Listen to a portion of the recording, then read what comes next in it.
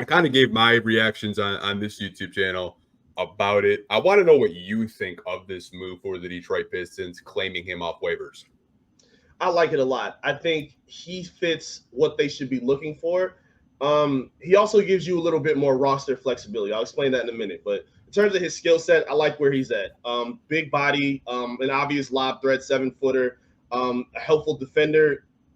He'll be able to fill in stretches where, again, if Jalen Duren is like not really fitting it, unfortunately, what we saw last season with James Wiseman, he fit a lot of what the roster was, which is okay. We got all these young guys, and we need to find out what we have. I think Paul Reed is a guy you kind of know what you have at this point, and I don't want this to be disrespectful and like that, but it kind of doesn't make the necessity to, oh, we have to play everybody. Like it doesn't really put you in that position anymore. Like he's a veteran, and so even if you were to like slide somebody like Beef Stew down, like if he comes off the bench or whatever, you have Paul Reed who's like sufficient enough based on how they're going to play. So if you want to spread out and have shooters but have a 7-foot anchor in the middle, you still can play up to that. And I think Reed helps that a lot based on having Cade Cunningham, having Jaden Ivey who likes throwing for lobs. I just think it, even if you go to your bench rotation, you can still keep that same identity. That wasn't the case last season, and it wouldn't be the case if Isaiah Stewart is your go-to backup five.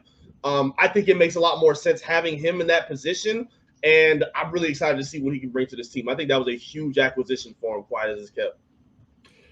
Yeah, I mean, if you do a deep dive on Paul Reed, you'd probably like, oh, how old is he? He's like 25. I'm like, okay. Yeah. Played power forward his rookie year, but the Sixers have used him as center the past 2 seasons. And this past season, Joel Embiid got hurt. Surprise, surprise. And Paul Reed Right.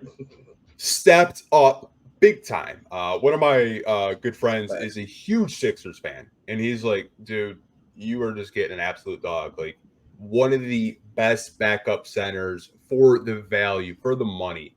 Like, he's going to come in.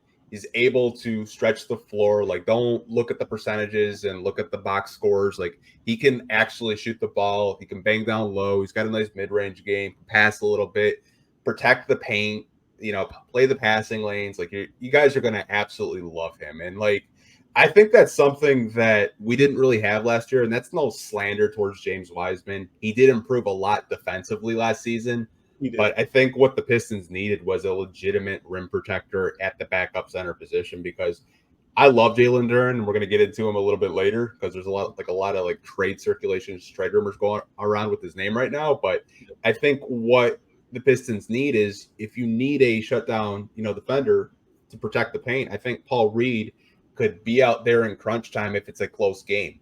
And I absolutely love this signing for the Pistons, picking him off the waiver wire. Yeah, and his contract wasn't too crazy. Like something that kind of surprised me through all the guys that they picked up. Like the jokes around getting Tobias Harris was, oh, we'll see how the Pistons have to overpay. Very team friendly deal. And I feel like it's the same way for Reed. I don't think it broke their cap in any way, shape, or form. I think they're just under like 6 or 7 million at this point. Like I still think they're at a very feasible point where the guys that they brought in fit their need and don't break the cap.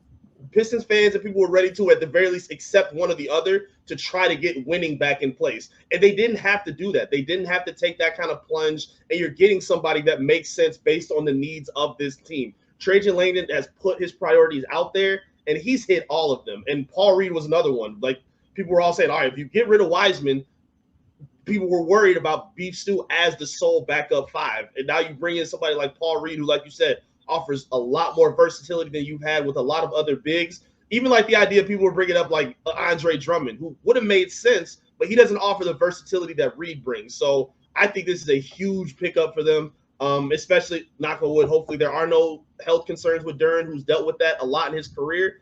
I think he's a good guy that you can rely on and not really take a step back in terms of what they're trying to do to get to winning. Yeah, I mean, I think his nickname is probably one of the coolest nicknames I've read in a minute. B-ball Paul. I think that's just gonna stick with Detroiters all day. Like they probably won't even call him Paul Reed. It'll just be B-ball Paul all day. And like I was watching an old interview, and he said he got a tech for staring at a ref.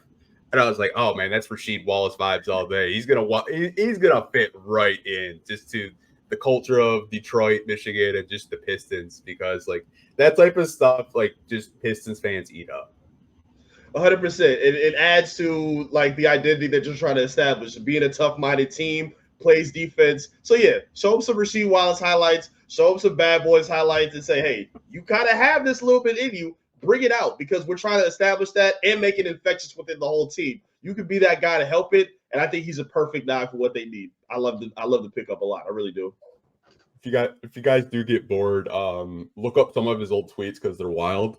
I went down that rabbit hole. Some of his old tweets are absolutely wild.